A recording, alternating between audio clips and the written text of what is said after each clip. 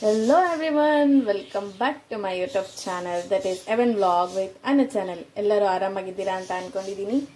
ಇವತ್ತು ಜೋರು ಮಳೆ ಬರ್ತಾ ಇದೆ. ಮಳೆ ಬರಬೇಕಾದ್ರೆ ಏನಾದರೂ ಸ್ಪೈಸಿ ಆಗಬೇಕಲ್ಲ. ಸೋ ಈಗ ಹೊರಗಡೆ ಹೋಗಿ ಬೇರೆ ಏನು ತರೋದಕ್ಕಾಗಲ್ಲ. ಹಾಗಾಗಿ ಮನೆಯಲ್ಲೇನೆ ತಿಳಿ ಸಾಂಬಾರ್ ಯಾವ ರೀತಿ ಮಾಡ್ಕೋಬಹುದು ಅಂತ ನೋಡೋಣ. ಈಸಿಯಾಗೇನೆ ಸಿಂಪಲ್ ಇಂಗ್ರೀಡಿಯೆಂಟ್ಸ್ ನ ಯೂಸ್ ಮಾಡ್ಕೊಂಡು ಮಾಡೋಣ. ಸೊ ಅಲ್ಲಿವರೆಗೂ ನೀವೇನು ಮಾಡಬೇಕು ನನ್ನ ಚಾನಲ್ಗೆ ನೀವು ಸಬ್ಸ್ಕ್ರೈಬ್ ಆಗಿಲ್ಲ ಅಂದರೆ please subscribe my channel that is ಎವನ್ vlog with ಅನ ಚಾನಲ್. ಇನ್ನೂ ಹೆಚ್ಚೆಚ್ಚು ವಿಡಿಯೋಗಳು ಬೇಕು ಅಂತ ಅಂದರೆ ಅಲ್ಲಿರೋ ಪಕ್ಕದಲ್ಲಿರುವಂಥ ಬೆಲ್ ಐಕನ್ನ ಒತ್ತಿ ನೀವು ಸಬ್ಸ್ಕ್ರೈಬ್ ಆಗ್ಬೋದು. ಸೊ ಫಸ್ಟ್ ಗ್ಯಾಸ್ ಹಚ್ಕೊಂಡ್ಬಿಟ್ಟು ಎಲ್ಲ ಡ್ರೈ ಇಂಗ್ರೀಡಿಯೆಂಟ್ಸ್ನ ನೀಟಾಗಿ ಹುರ್ಕೊಬಿಡೋಣ. ಓಕೆನಾ? ಸೊ ಇದು ಸ್ವಲ್ಪ ಬಿಸಿ ಆಗ್ತಾ ಇದ್ದಂಗ್ಲೇ ಒಂದೊಂದಾಗಿ ಇದಕ್ಕೆ ಆ್ಯಡ್ ಮಾಡ್ತಾ ಹುರ್ಕೊಳ್ಳೋಣ. ಹುರ್ಕೋಬೇಕಾದ್ರೆ ಸಿಮ್ಮಲ್ಲೇ ಇಟ್ಕೊಳ್ಳಿ. ಫಸ್ಟ್ ಮೆಣಸು ಹಾಕೋತಾ ಇದೀವಿ. ಮೆಣಸನ್ನ ಚೆನ್ನಾಗಿ ಹುರ್ಕೊಳ್ಳೋಣ. ಹೊರಗಡೆ ತಿಳಿ ಸಾಂಬಾರ್ ಪೌಡರ್ ಕೂಡ ಸಿಗುತ್ತೆ, ಬಟ್ ಮನೆಯಲ್ಲೇ ಮಾಡಿ ಫ್ರೆಶ್ ಆಗಿ ಯಾವ ರೀತಿ ಚೆನ್ನಾಗಿರುತ್ತೆ ಅಂತ ಸೊ ಯಾವ ರೀತಿ ಮಾಡಬೇಕು ಪುಡಿ ಮಾಡ್ಕೊಂಡು ಅದರದ್ದು ಸಾಂಬಾರ್ ಕೂಡ ತೋರಿಸ್ಕೊಡ್ತಾ ಇದೀವಿ. ಸೊ ಲಾಸ್ಟ್ ವರ್ಗು ವಿಡಿಯೋನ ಎಲ್ಲೂ ಮಿಸ್ ಮಾಡದೆ ನೋಡಿ. ಸೊ ಇದು ಫ್ರೈ ಆಗ್ತಾ ಇದ್ದಂಗ್ಲೇನೆ ಸ್ವಲ್ಪ ಮೆಂತ್ಯ ಹಾಕೊಂಡಿದೀವಿ. ಈಗ ಇದನ್ನು ನೀಟಾಗಿ ಹಿಂಗೆ ಸಿಮ್ ಊರಿನಲ್ಲೇನೆ ಇದನ್ನ ಫ್ರೈ ಮಾಡ್ಕೊಳ್ಳೋಣ. ಅವಾಗ ಪುಡಿ ಆದಾಗ ಚೆನ್ನಾಗಿ ಗಮನನೂ ಕೂಡ ಚೆನ್ನಾಗಿ ಬರುತ್ತೆ, ಹಾಗೇನೆ ಇದು ಟೇಸ್ಟ್ ಕೂಡ ಚೆನ್ನಾಗಿ ಬರುತ್ತೆ. ಎಣ್ಣೆ ಏನು ಯೂಸ್ ಮಾಡಿಲ್ಲ, ಹಾಗೆ ಖಾಲಿ ಪ್ಯಾನಲ್ಲಿ ನೀಟಾಗಿ ಹುರ್ಕೊಳ್ಳಿ. ಹೀಗೆ ಇದ್ರ ಜೊತೆಗೆ ಸ್ವಲ್ಪ ಜೀರಿಗೆ, ಆಲ್ರೆಡಿ ಗಮ್ ಅಂತ ಇದೆ, ಸ್ವಲ್ಪ ಸಾಂಬಾರು ಶೈನ್ ಆಗೋದಕ್ಕೋಸ್ಕರ ಉದ್ದಿನ ಬೇಳೆ, ಹಾಗೇನೆ ಒಂದು ಸ್ವಲ್ಪ ಸಾಸಿವೆ, ಒಂದೆರಡು ಕಾಳು ಆಗುವಷ್ಟು ಅಂದ್ರೆ ಒಂದೆರಡು ಎಲೆ ಆಗುವಷ್ಟು ಸ್ವಲ್ಪ ಕರಿಬೇವು, ಅದನ್ನು ಕೂಡ ನೀಟಾಗಿ ಬಿಸಿನಲ್ಲೇ ಹುರ್ಕೋಬೇಕು. ಸೊ ಇವಾಗ ನೀಟಾಗಿ ಇದು ಡ್ರೈ ಆಗಿದೆ ನೋಡ್ಬೋದು. ಇದಕ್ಕೆ ಈಗ ಪುಡಿ ಮಾಡ್ಕೊಳ್ಳೋ ಟೈಮಲ್ಲಿ ಒಂದು ಸ್ವಲ್ಪ ಹಿಂಗೆ ಹಾಕೊಂಡು ಪುಡಿ ಮಾಡಿದ್ರೆ ಇದು ತಿಳಿ ಸಾಂಬಾರ್ ಪುಡಿ ರೆಡಿ. ಅಂದ್ರೆ ಮೆಣಸಿನ ಸಾರಿನ ಪುಡಿ ರೆಡಿ. ರಸಮ್ ಅಂತಾನು ಕರೀತಾರೆ, ತಿಳಿ ಸಾಂಬಾರ್ ಅಂತ ಕರೀತಾರೆ, ಅಥವಾ ಬೇಳೆ ಕಟ್ ಸಾಂಬಾರಲ್ಲಿ ಪೆಪ್ಪರ್ ಸಾಂಬಾರ್ ಅಂತ ಕರೀತಾರೆ. ಸೊ ಈ ಒಂದು ಲಾಸ್ಟ್ ಸ್ಟೇಜ್ ಇದು ಪುಡಿ ಆಗೋದಕ್ಕೆ ಸ್ವಲ್ಪ ಬಿಸಿ ಇದೆ. ಇದಕ್ಕೆ ಸ್ವಲ್ಪ ಹಿಂಗೆ ಹಾಕೊಂಡು ಫ್ರೈ ರುಬ್ಕೊಂಡ್ರೆ ಪುಡಿ ರೆಡಿ. ಈಗ ಇದಕ್ಕೆ ಒಂದು ಸ್ವಲ್ಪ ಹಿಂಗೆ ಹಾಕೋತಾ ಇದ್ದೀನಿ. ಸಾಕು. ಸೊ ನೋಡಿ ಈ ರೀತಿ ಇದೆ. ಈಗ ಇದನ್ನ ಚೆನ್ನಾಗಿ ರುಬ್ಕೊಂಬರೋಣ. ಸೊ ನೋಡಿ ಪುಡಿ ಯಾವ ರೀತಿ ಎಷ್ಟು ಚೆನ್ನಾಗಾಗಿದೆ, ಫುಲ್ ಘಮ ಘಮ ಅಂತ ಇದೆ ಮನೆಯೆಲ್ಲ. ಇಷ್ಟು ತರಿಯಾಗಿ ರುಬ್ಕೊಂಡ್ರೆ ಸಾಕಾಗುತ್ತೆ, ತೀರಾ ತರಿ ಮಾಡ್ಕೋಬೇಡಿ, ಇಷ್ಟಿದ್ರೆ ಸಾಕಾಗುತ್ತೆ. ಘಮ್ ಅಂತ ಇದೆ. ಮನೆಯಲ್ಲಿ ಯಾವಾಗಲೂ ಮಾಡ್ಕೊಂಡು ಟ್ರೈ ಮಾಡಿ ನೋಡಿ, ತುಂಬಾನೇ ಇಷ್ಟ ಆಗುತ್ತೆ, ತುಂಬಾನೇ ಖುಷಿನೂ ಆಗುತ್ತೆ. ಈ ಒಂದು ಪುಡಿಗೆ ಧನಿಯಾ ಏನಾದ್ರೂ ಇದ್ರೆ ಫಸ್ಟೇನೆ ಅದನ್ನ ಧನಿಯಾನೇ ಹಾಕೊಂಡು ಫ್ರೈ ಮಾಡ್ಕೊಂಡು ಪುಡಿ ಮಾಡ್ಕೋಬಹುದು. ಧನಿಯಾ ಇಲ್ಲ ಅಂತ ಅಂದ್ರೆ ಧನಿಯಾ ಪುಡಿ, ಅದಾದ್ಮೇಲೆ ಒಂದು ಸ್ವಲ್ಪ ಟರ್ಮರಿಕ್ ಒಂದು ಸ್ವಲ್ಪ ಅರಿಶಿನ ಹಾಕೊಂಡಿದ್ದೀನಿ. ಸೊ ಈಗ ಇದಿಷ್ಟು ಮಿಕ್ಸ್ ಮಾಡಿ ಇಟ್ಕೊಂಡ್ರೆ ನಮ್ಮ ತಿಳಿ ಸಾರಿನ ಪುಡಿ ರೆಡಿ. ಈಗ ಯಾವ ರೀತಿ ಮಾಡಬೇಕು ಅಂತ ಅದರದ್ದು ವಿಧಾನನ ನೋಡೋಣ ಬನ್ನಿ. ಈಗ ಯಾವ ರೀತಿ ಮಾಡಬೇಕು ಅಂತ ನೋಡೋಣ. ಇದಕ್ಕೆ ಸ್ವಲ್ಪ ಎಣ್ಣೆ ಅಥವಾ ತುಪ್ಪ ಆದ್ರೂ ನಡೆಯುತ್ತೆ. ನಾವಿಲ್ಲಿ ಒಂದು ಸ್ವಲ್ಪ ಎಣ್ಣೆ ಹಾಕೊಂಡಿದ್ದೀನಿ. ಈ ಎಣ್ಣೆಗೆ ಸ್ವಲ್ಪ ಹಸಿಮೆಣಸಿಕಾಯಿ. ಯಾವಾಗ್ಲೂ ಪುಡಿನ ಮೊದಲೇ ಹಾಕೋಬೇಡಿ, ಯಾಕಂದ್ರೆ ಸಾಂಬಾರು ಕಪ್ಪಾಗ್ಬಿಡುತ್ತೆ.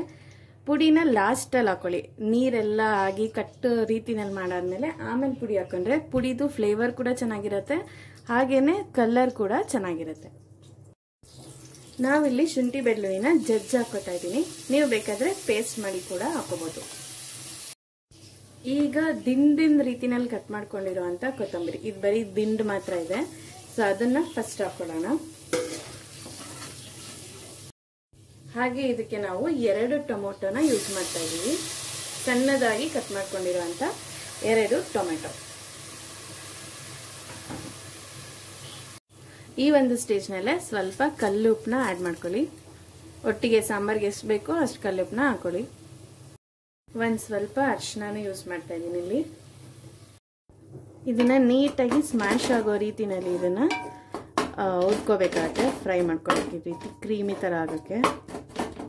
ತುಂಬ ಕ್ರೀಮ್ ಆಗಲ್ಲ, ಅಂದರೆ ಒಂದು ಸ್ವಲ್ಪ ಸಾಫ್ಟ್ ಆಗುತ್ತೆ ಅದು ಅಂತ ಅಷ್ಟೇ. ಈ ಹಂತದಲ್ಲಿ ನಾವೀಗಾಗಲೇ ತೊಗರಿ ಕಾಳಿನ ಕಟ್ಟನ ಮಾಡಿಟ್ಕೊಂಡಿದ್ವಿ, ಅದರದ್ದು ತಿಳಿನ ಒಂದು ಸ್ವಲ್ಪ ಹಾಕೊಳ್ಳೋಣ ಈ ರೀತಿ. ಅದು ಚೆನ್ನಾಗಿ ಕುದೀತಾ ಇದೆ ಅನ್ನೋ ಟೈಮಲ್ಲಿ ಆಮೇಲೆ ಬೇಕಾದರೆ ಇನ್ನಷ್ಟು ಹಾಕೊಂಡ್ರೆ ಆಗುತ್ತೆ.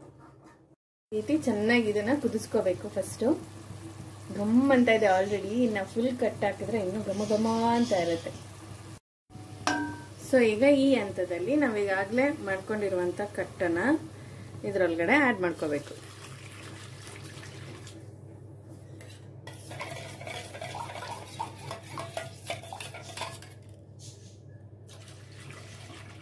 ಇಷ್ಟು ಕಟ್ ಆರಾಮಾಗಿ ಮನೆಯಲ್ಲೇ ಮಾಡ್ಕೋಬೋದು ಘಮ ಘಮ ಅಂತ. ಈ ರೀತಿ ಮಧ್ಯದಿಂದ ಹಿಂಗೆ ಕುದಿಬೇಕು. ಈ ರೀತಿ ಕುದೀತಾ ಇದ್ದಂಗೆ ಅದು ಯಾವ ಸ್ಟೇಜ್ ಇರುತ್ತೆ ಅಂದರೆ ಕಂಪ್ಲೀಟಾಗಿ ಸಾಂಬಾರು ಮತ್ತು ಹಾಕಿರುವಂಥ ಎಲ್ಲ ಟೊಮೆಟೊ ಎಲ್ಲ ಕರೆಕ್ಟ್ ಸ್ಟೇಜಲ್ಲಿ ಆಗಿದೆ ಅಂತ ಅರ್ಥ. ಮಧ್ಯದಲ್ಲಿ ತುಂಬ ಕುದಿ ಬಂದಷ್ಟು ತುಂಬ ಸಾಂಬಾರು ಟೇಸ್ಟಿಯಾಗಿರುತ್ತೆ. ಸೊ ಇನ್ನು ನಾವು ಇದಕ್ಕೆ ಪುಡಿ ಆ್ಯಡ್ ಮಾಡಿಲ್ಲ, ಪುಡಿ ಆ್ಯಡ್ ಮಾಡಬೇಕಿದೆ. ಇನ್ನು ಒಂದು ಸ್ವಲ್ಪ ಕುದಿ ಬಂದ ತಕ್ಷಣ ಇದನ್ನು ಪುಡಿನ ಆ್ಯಡ್ ಮಾಡೋಣ. ಸೊ ಓಕೆ, ಈ ಒಂದು ಸ್ಟೇಜ್ನಲ್ಲಿ ಪುಡಿನ ಆ್ಯಡ್ ಮಾಡ್ಕೊಳ್ಳೋಣ. ಪುಡಿ ಆ್ಯಡ್ ಮಾಡಬೇಕಾದ್ರೆ ಯಾವಾಗಲೂ ಉರಿನ ಜೋರುರಿಯಾಗಿ ಇಟ್ಕೊಂಡು ಈ ರೀತಿ ಹಾಕೊಳ್ಳಿ, ಯಾಕಂದರೆ ಗಂಟಾಗುವಂಥ ಸಾಧ್ಯತೆ ಇರುತ್ತೆ. ಹಾಗಾಗಿ ನಾನಿಲ್ಲಿ ಒಂದು 3 ಸ್ಪೂನ್ ಅಷ್ಟು ಹಾಕೋತಾ ಇದ್ದೀನಿ, ಅಂದರೆ ಇದು ಟೇಬಲ್ ಸ್ಪೂನ್ ಇದು. ಸೊ ನೀವು ಬೇಕಾದರೆ ಖಾರಕ್ಕೆ ಅನುಗುಣವಾಗಿ ನಿಮಗೆ ಟೇಸ್ಟಿಗೆ ತಕ್ಕಂತೆ ಇದನ್ನು ಹಾಕೊಂಡ್ರೆ ಆಗುತ್ತೆ.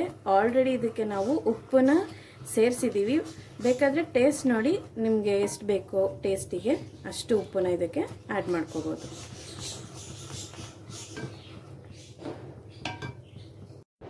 ಈ ಒಂದು ಸ್ಟೇಜಲ್ಲಿ ನಾವು ಸ್ವಲ್ಪ ನಿಂಬೆಹಣ್ಣ ಯೂಸ್ ಮಾಡ್ತಾ ಇದ್ದೀವಿ, ಅಂದರೆ ಬೆಲ್ಲ ಯೂಸ್ ಮಾಡ್ತಾ ಇಲ್ಲ ಇಲ್ಲಿ.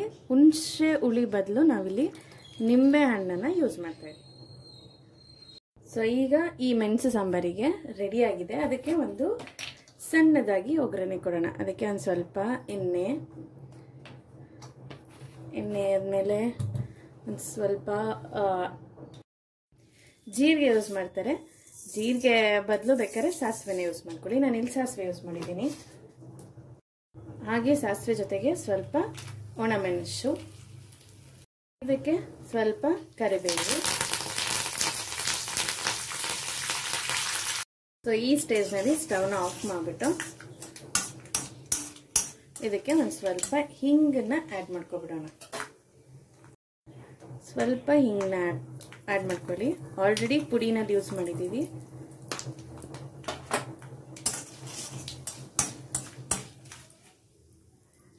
ಈ ಒಂದು ಸ್ಟೇಜಲ್ಲಿ ಈಗಾಗಲೇ ಹಾಕೊಂಡಿರೋ ಒಗ್ಗರಣೆನ ಹಾಕ್ಬಿಡೋಣ.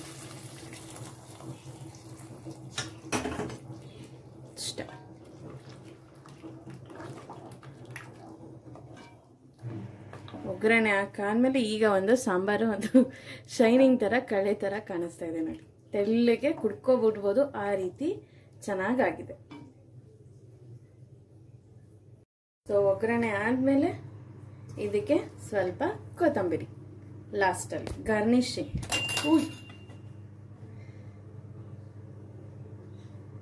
ಗಾರ್ನಿಶಿಂಗಿಗೆ ಸ್ವಲ್ಪ ಕೊತ್ತಂಬರಿ ಹಾಕಿದ್ರೆ ರೆಡಿ ಟು ಸರ್ವ್. ಇದನ್ನ ಬಿಸಿ ಬಿಸಿ ಅನ್ನದ ಜೊತೆಗೆ ತಿನ್ನಲು ಸಿದ್ಧ.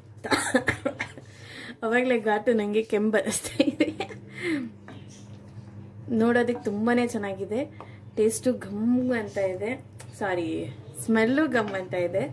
ಇನ್ನು ಅನ್ನಕ್ಕೆ ಹಾಕೊಂಡು ತಿನ್ನೋದು ಒಂದೇ ಬಾಕಿ. ಇದನ್ನ ತಿಂದು ಟೇಸ್ಟ್ನ ಹೇಗಿದೆ ಅಂತ ಹೇಳ್ತೀನಿ.